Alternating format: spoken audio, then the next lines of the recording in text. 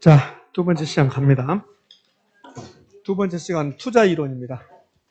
투자 이론에 대해서 가볍게 제가 몇 가지 언급하고 문제 바로 풀도록 할게요.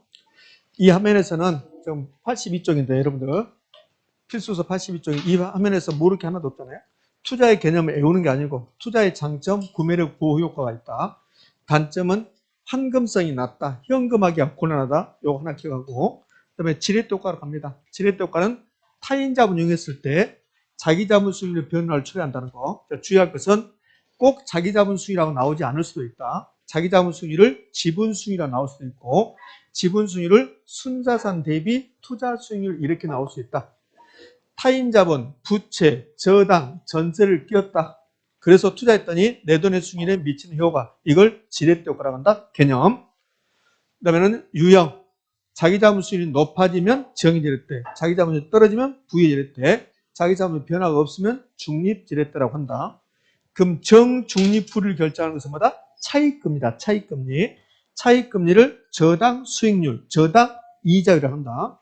돈 안 빌려왔습니다. 돈 안 빌려오면 총 자본 수익률이 10%라면 자기 자본 수익률도 10%다. 돈 안 빌려오면 똑같을 건데 돈을 빌려오는데 차익금리가 몇 퍼센트가 따라서 내 돈의 수익이 높아지기도 하고 떨어지기도 한다. 그러면 총 자본 수익률은 10%인데 은행에서 5%로 빌려왔다. 그러면 10% 수익을 내서 은행에다 5를 주고 나서 나머지 5가 요 10에서 5를 은행 줬습니다. 나머지 5가 어디로 가냐면 내 돈의 수익률에 가서 달라붙는다. 그래서 플러스 5가 돼서 내 돈의 수익률이 15%가 됐다. 내 돈의 수익이 높아졌다. 이거 뭐라 한다? 정의 지렛대. 차익금리가 10%고 총 자본이 10%면 10%로 빌려와서 10% 수익을 내고 은행에다 10% 주고 나면 내 돈의 수익률은 변화가 없다. 돈 안 빌려면 총 자본 수익률 10%, 자기 자본도 10%. 어제는 무슨 수업 했습니까? 민법 했습니까? 아, 그러구나. 맞아. 아까 원장님 말씀하시더라고. 우리 한민호 선생님께서 심한 곧불에 걸리셔가지고 민법 쓰구나.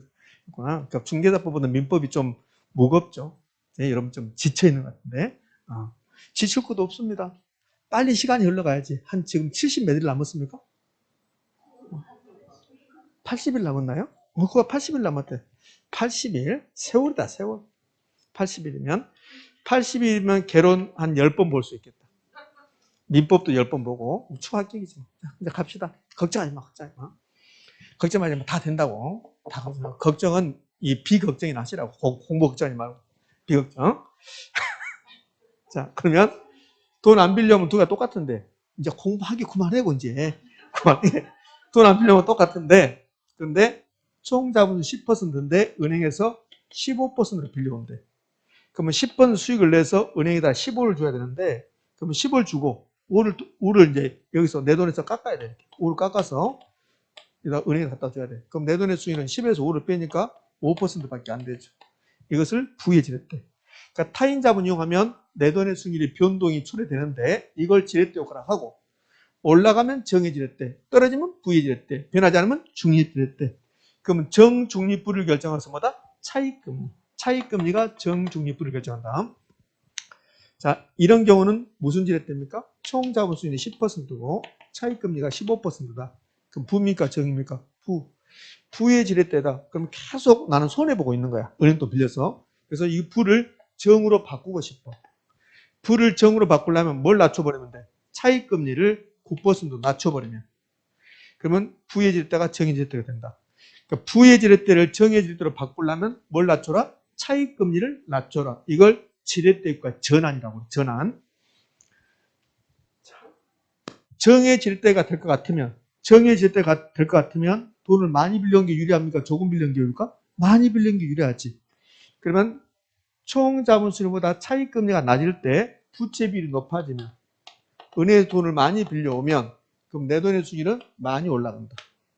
반대로 차익금리가 높을 때 부채 비율이 높아버리면 은행에 돈을 많이 빌려버리면 내 돈의 수익률은 급격히 떨어진다.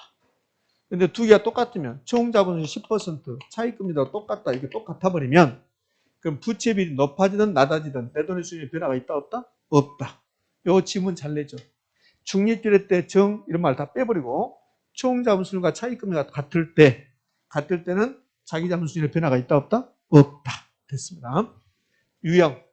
지렛대 효과에서는 자기자본순위를 계산 문제를 물어본다. 그럼 자기자본순위 계산은 여기 자기자본순위는 자기자본에 대해서 순용업소득에서 은행에 돈 빌려왔으면 이자 빼고 부동산 가격이 올라가면 더하고 떨어지면 빼주고 요 공식이 있고 자기자본순위를 구하라고 문제가 나오는데 총투자 수익률이 총자본 수익률이 얼마다? 그 다음에 차익금리가 얼마다? 부채비율이 대부비율이 얼마다? 그러면 차부 이 공식 이용한다는 거. 그리고는 1번은 지렛대 효과 전환 아까 봤잖아요. 부의 지렛대를 정의 지렛대로 바꾸고 싶다. 그럼 뭘 낮춰라? 차익금리를 낮춰라. 부의 지렛대를 정의 지렛대로 전환시킬 때 부채비율이 떨어진다 하더라도 부채비율이 변화한다 하더라도 부의 지렛대가 정의 지렛대가 된다 안 된다? 안 된다. 부의 지렛대를 정의 지렛대로 바꾸려면 오로지 뭘 낮춰라? 차익금리를 낮춰라. 자, 3번은 타인자본 이용하면 은행 돈을 이용하면 남의 돈을 이용하면 좋은 점과 나쁜 점이 있다. 좋은 점은 내 돈의 수익률이 높아질 수 있다. 지렛대 효과가 기대된다. 나쁜 점은 투자 위험이 증가한다. 감소한다? 증가. 그럼 끝났네 지렛대 효과. 자, 문제 봅시다. 자, 문제는 이 지렛대 효과 관련된 문제를 쭉 한번 풀어보도록 할게요. 하고. 자, 108페이지 문제는 이거는 뭐 그렇게 어려운 거 아니잖아요. 대피용 108페이지는 대피용 하자고요. 틀린 거 그렇습니다. 1번 임대사업을 영위하는 법인은 건물에 대한 감가상각과 이자 비용에 대한 세공제 혜택을 누릴 수 있다. 영업소득세 계산할 때 여기 우리 투자이론에서 영업소득세를 계산할 때요. 이자 비용하고 감가상각비는 비용을 처리한다. 그럼 세금 낸다 안 낸다? 안 낸다. 그 말이에요 이게. 세공제 혜택을 누릴 수 있다. 결국은 감가상각비와 이자 비용은 비용 처리한다. 비용 처리. 그 비용 처리하면 세금을 내지 않는다. 비과세 대상이다. 비과세 대상이다. 세금 내지 않는다. 세공제 혜택을 누릴 수 있다. 됐습니까? 이 말이지. 2번 부동산은 주식 등 금융상품에 비해서 유동성이 높은 특징입니까? 낮습니까? 낮지. 황금성이 낮다. 그래서 틀린 것은 답이 몇 번이요? 2번이죠. 2번은 부동산 투자의 단점이야. 부동산은 주식, 채권 등 다른 금융상품에 비해서 환금성, 유동성이 낮다. 높은 게 아니라 낮다. 그래서 답은 2번. 3번 부동산 투자는 저당권과 전세제도를 통해서 레버리지 효과를 누릴 수 있다. 저당권을 설정하고 전세제도를 이용하는 것도 지렛대 효과를 누리는 것이다. 4번 부동산 가격이 물가 상승률과 연동하여 상승한다면 물가가 10% 올라갔습니다. 인플레이션이 10% 발생했습니다. 이때 부동산 가격도 10% 올라간다면 투자자는 인플레이션 해치 효과를 누릴 수 있다. 부동산 투자의 장점. 부동산 투자한다면 구매력을 보호해준다. 인플레이션이 발생했을 때 화폐가치가 떨어지는 것을 막아준다. 2번은 부동산 투자의 단점. 4번은 부동산 투자의 장점, 구매력 보호 효과가 있다. 5번 부동산은 실물 자산의 특성과 영속성 및 내구성으로 인해서 가치 보존력이 높은 편이다. 영속성 때문에 가치 보존력이 잘 썩지 않기 때문에 가치 보존력이 높다. 그래서 돈만 있으면 부동산에 투자하고 싶은데 돈이 없다. 자, 됐습니다. 저는 이제 2번 문제로 갈 겁니다. 2번 문제가 지렛대 효과에 관한 거예요. 틀린 것을 모두 고르면 그렇습니다. 1번 레버리지 효과란 타인자본을 이용할 경우 부채비율의 증감이 자기자본선에 미치는 효과를 말한다. OX? 요건 개념이죠. 이게 실제로 우리 시험에서 나왔던 지문입니다. 옳은 지문이고 틀린 거 고르는 겁니다. 니은 전세는 주택을 위한 지렛대 역할을 하고 있다. 지렛대 역할을 하고 있다. OX? 전세를 끼고 주택 사는 것도 지렛대 효과다. 디귿 중립적 레버리지란 중립 지렛대 효과란 부채비율이 변해도 자기자본수는 변하지 않는 경우를 말한다. OX? 리을 자기자본 기대수익률이 자기자본 기대수익률 이게 자기자본 수익률입니다. 차입 이자율보다 높으면 즉 차익금리가 낮다. 그러면 정해질 부의질 정해질 높으면 차입을 통해서 부의 지렛대 효과를 얻을 수 있다. 부가 아니라 뭡니까? 정이죠. 그래서 틀렸는데 이걸 틀렸습니다. 우리 틀린 거 고르는 거죠? 예. 그 다음에 미음. 총자본수율과 차입이자율이 같대요. 총자본수율과 차입금리 이자율이 같습니다. 중립지대 때. 그럼 어떠한 경우도 내 돈의 수익률에 변화가 있다 없다? 없다. 부채비 변화는 자기 자본수율에 영향을 미치지 못한다. 이것을 중립지대라고 한다. 틀린 것은요. 니을만 틀렸네. 니을만. 그래서 답은 1번입니다. 식은 죽 먹기지 뭐 이 정도야. 자, 저는 3번 문제 풀 건데 3번 문제를 풀 건데 자, 3번 문제 아니 3번 문제 풀 겁니다. 틀린 것 그렇습니다. 1번. 전액 지분 투자 시에는 지렛대효과로 인한 채무 불이익금이 발생하지 않는다. 전액 자기 자본이다. 전액 자본이다. 그러면 지렛대효과 있을까 없을까? 없겠죠. 전액 지분 투자했다. 지렛대효과 없고 채무 불이익도 있습니까 없습니까? 없죠. 채무 불이익 위험, 금융적 위험도 없다. 그러니까 1번 지분은 전액 내 돈으로 투자한다면 지렛대효과도 없고 금융적 위험도 없습니다. 그 말이에요. 2번 융자를 이용하면 자기 자본수를 증대시킬 수 있다. 융자, 지렛대를 이용하면 그러면 차익금리가 총자본수가 낮다면 자기 자본수를 증대시킬 수 있죠. 부의 지렛대 효과를 기대할 수 있죠. 3번 총 매입 금액에서 전세금을 제한 차액만 부담하여 집을 매입한 경우에 또 지렛대 효과가 발생한다고 볼 수 있다. OX? 똑같은 말을 약간 바꿔서 계속 반복되는 거예요. 4번 정의 레버리지 효과란 부채 비율이 커질수록 자기 자본수익이 하락하는 겁니까? 상승하는 겁니까? 상승. 답은 몇 번이요? 4번. 5번. 저당 수익률이 총 자본수익보다 클 때. 저당 수익률이 클때요. 그러면 정의질 때, 부의질 때? 부의질 때. 부채 비율을 높이게 되면 지분 수익률이 하락하게 되는데 이를 부의 레버리지 효과라고 한다. OX? 괜히 풀죠? 좀 다 하는 건데 여러분들. 또 안 풀면 이상하고 그렇죠. 자, 4번 문제 틀리게 설명된 거 그렇습니다. 1번 투자 금액 대비 차입 비율. 투자 금액 대비 차입 비율 또 이런 말이 나오면 뭐지 그래요? 이거 대부비율이야, 대부비율. 대부비율, 이용자 비율, 차입 비율 다 똑같은 말 하겠잖아요. 그러면 차입 비율이 대부비율이 클수록 지렛대 효과는 뭐야? 커질 수 있겠죠. 2번 융자를 받아 아파트를 구매했을 때 차익금융과 집값 상승률이 높아 자본이득을 버는 경우 또한 지렛대 효과를 볼 수 있다. 똑같은 지분이 지금 3번 나왔습니다. 3번 중립 레버리지란 부채 비율이 변화해도 자기 자본수는 변하지 않는 경우를 의미한다. 맞습니까? 그렇지. 이런 거 풀 필요 없는데 여러분 또 문제를 많이 풀어주라고 하니까. 자, 4번 정의 레버리지 효과를 예상하고 투자했을 때 부채 비율이 커질수록 경기 변동이나 금리 변동에 따른 투자 이익이 감소한다. OX, X 증가한다. 요건 아주 단골손님만 나왔던 겁니다. 단골손님. 타인 자본 이용하면 긍정적인 것은 내 돈의 수익률을 높일 수 있지만, 즉 정의 지렛대가 기대되지만 부정적인 것은 투자 위험이 증가한다, 감소한다? 증가. 근데 4번은 감소한다. 틀렸습니다. 5번 과도한 레버리지는 투자자의 금융적 위험을 증가시키는 요인입니다. 과도한 레버리지, 은행에 돈을 많이 빌려왔다는 소리야. 그럼 은행에 돈을 많이 빌려면 금융적 위험은 증가한다, 감소한다? 증가. 5번 문제 갑시다. 5번 문제는 뭘 물어보냐면 5번 문제는 자기 자본 수익률 물어봤습니다. 자기 자본 수익 변화는 5번 문제 이렇게 있어요. 투자자 갑은 차익 자금을 활용하여 A 부동산 투자한다. A 부동산의 투자 수익률이 10%, 대출이자 6%다. 현재 갑이 활용하고 있는 대부비율이 50이다. 만약 대부비율이 80으로 높아진다면 갑의 자기 자본 수익이 변화는 물어봤어요. 그럼 어차피 자기 자본 수익을 두 개를 구하라는 소리야.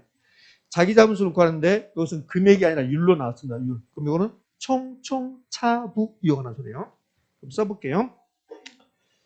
자, 얘는 자기 자본수를 구하는데 자기 자본 수익률을 구하는데 총차부야. 그러면 총 투자 수익률 또는 총 자본 수익률 플러스 총 자본 수익률, 총 투자 수익률 마이너스 차익 금리 곱하기 부가 뭡니까? 부채 비율. 이 공식을 알고 있는가를 물어보는 거야. 문제. 자, 그러면, 자, 1번은 첫 번째, 대부비율이 50%일 때 자기 자본수익을 구해보자. 그럼 대부비율 50%의 자기 자본수익률, 총 자본수익률 몇 %입니까? 10%. 투자 수익률, 이게 총 자본수익률, 총 투자 수익률이라고. 10%네. 그러면 10%. 플러스 10% 차익금리가 대출이자율 6% 빼내 곱하기 부채비율. 부채비율이 뭐냐? 부채비율이 대부비율을 무슨 비율로 나눈 겁니까? 지분비율로 나눈 거다. 그럼 대부비율이 50이다. 그 부채비율은 100%거든. 대부비율 50%, 지분비율도 50%, 그 부채비율은 몇 퍼센트? 100%. 100%면 100입니까? 1입니까? 1. 1 곱한다. 요거 계산할 필요 없이 최소한 대부비율이 50이면 부채비율은 100%라는 것은 머릿속에 있어야 돼. 대부비율이 50이다? 그 부채비율은 100%. 대부비율이 50이다. 지분비율도 50%다. 그럼 대부비율은 100%가 된다. 그럼 얘는 10%에서 6배니까 4. 4에다 2를 곱하니까 4. 4하고 10하고 나니까 몇 퍼센트? 14%. 그런데 대부비율이 높아졌어요. 대부비율이. 자, 일단 이 문제는 정해질 때입니까? 부해질 때입니까? 중립질 때입니까? 정중립부입니까? 정정. 총 자본수익률이 차입이자보다 높잖아요. 정해질 때지. 정해질 때. 그럼 이제 대부비율이 높아져서 정해질 때인데 대부비율이 50에서 80이 됐습니다. 50에서 80. 80% 됐어요. 그러면 자기 자본수익 높아질까 떨어질까? 높아지겠지. 정해질 때인데 대부비율이 높아졌다. 돈을 많이 빌려왔다. 그럼 내 돈의 수익이 높아지겠지. 그 80% 같으면 10% 플러스 10% 마이너스 6% 곱하기 여기 이제 부채비율이 들어가야지. 부채비율은 대부비율이 80%입니다. 그럼 지분비율은 몇일까요? 20. 그럼 80을 20으로 나누니까 몇이요? 4. 여기 4가 된다고. 4. 여기 4가 된다. 4. 그러면 10에서 6 빼면 4가 되고 4에다 4를 곱하니까 몇이 되고 16이 되고 16에다가 10을 더하니까 몇이 되고 26%가 되고 그러면 5번 문제는 자기 자본수익률이 14에서 26이 됐습니다. 몇 퍼센트 올라갔습니까? 12% 올라가네. 12%. 답은 3번. 네? 뭐가 잘못됐어요? 안 틀렸는데? 안 틀렸는데 뭐가 잘못됐던 것처럼 이야기하시네. 순간적으로 제가 놀랐네요. 자, 이제 7번 문제 갑시다. 6번 문제 여러분 보시고 7번 문제. 7번 문제, 5번 문제, 6번 문제, 7번 문제가 전부 다 상급이라서 나는 상급. 제가 봤을 때 상급이 아니라 하급입니다. 하급이죠. 이게 무슨 상급이야. 이론이 더 어렵지 사실은 이론이. 계산 문제는 쉽고. 자 7번 문제 갑시다. 7번 문제 상급 됐으니까. 7번 문제도 자기 자본수익인데 이 7번 문제는 아까 했던 총총차부가 아니라 자기 자본수익 계산 공식. 자기 자본분의 순용업소득 마이너스 이자 비용 플러스 마이너스 가치 변화 그거 이용하는 거지. 근데 두 가지를 동시에 물어보고 있네요. 이게 이제 최근에 29회 때 나왔던 출제 유형입니다. 29회 때 이렇게 줬어요. 이런 자료를 주고 타인 자본을 활용하지 않는 경우와 타인 자본을 50% 활용한 경우에 각각 자기 자본 수익 1년간 자기 자본 수익 물어봤어요. 그럼 기업 타인 자본 이용하지 않았다. 그럼 타인 자본 이용하지 않았으면 전액 내 돈이다. 부동산 가격이 5억이다. 그러면 전액 자기 자본 그러면 내 돈은 5억 들어갔을 거고 순용업소득은 얼마 나왔고 3천 나왔고 은행에다 이자 줄 게 있어요 없어요? 없지. 부동산 가격이 올라갔습니다. 연간 상승률 2%입니다. 그러면 5억짜리가 2%가 0.02. 그럼 얼마 올라가요? 1,000만 원 올라간 거예요. 1,000만 원. 그럼 결국은 5억을 투자해서 4천만 원 벌 걸로 예상되죠. 순용업소득 3천, 부동산 가격이 1,000만 원 올라갔으니까 몇 퍼센트인가요? 8%. 자, 니은. 니은은 타인 자본 이용했습니다. 타인 자본은 50% 활용했어요. 그러니까 니은은 타인 자본 50% 활용하면 내 돈은 얼마야? 2억 5천이 되는 거죠. 5억의 절반이니까 2억 5천. 순용업소득은 3천. 은행 이자 줘야 됩니까? 안 줘야 됩니까? 줘야지. 은행 이자 줘야 됩니다. 2억 5천을 빌려왔고 여기에 이자율은 몇 퍼센트인가요? 4%. 이자율은 4%. 이자율이 4% 준 이유는 계산하기 편하게 준 거예요. 0.04. 그럼 은행에다 이자를 얼마 줘야 돼? 1,000만 원. 부동산 가격이 얼마 올라갔고, 부동산 가격은 얼마? 1,000만 원 올라갔지. 1,000만 원. 1,000만 원 이렇게 1,000만 원 올라갔지. 그러면 결국은 2억 5천을 투자해서 그래서 3천을 벌었는데 여기다가 은행에다가 1,000만 원을 주고 이자로 부동산 가격이 다시 1,000만 원이 올라가고, 그럼 결국은 2억 5천을 투자해서 그래서 이 두 개 없어지니까 3천을 벌 걸로 예상된다. 됐습니까? 그럼 수익률 몇 퍼센트요? 12%. 그 답은 몇 번입니까? 4번. 풀지 않으면 잊어버립니다. 풀지 않으면. 그래서 7번 문제하고 5번 문제 나오면 무조건 맞춰야 돼요. 이건 계산 문제 하시면 안 돼. 지렛대효과에서 자기 자본수는 계산 문제 나왔다. 그러면 7번 문제 형태, 그다음에 5번 문제 형태. 5번은 총총차부. 총총차부에서 쟁점이 되는 게 총총차부 다 하는데 부채 비율이 쟁점입니다. 부채 비율. 부채 비율은 지분 비율로 뭘로? 대부 비율을 무슨 비율로? 지분 비율로 나눈 것이다. 그러면 끝났지.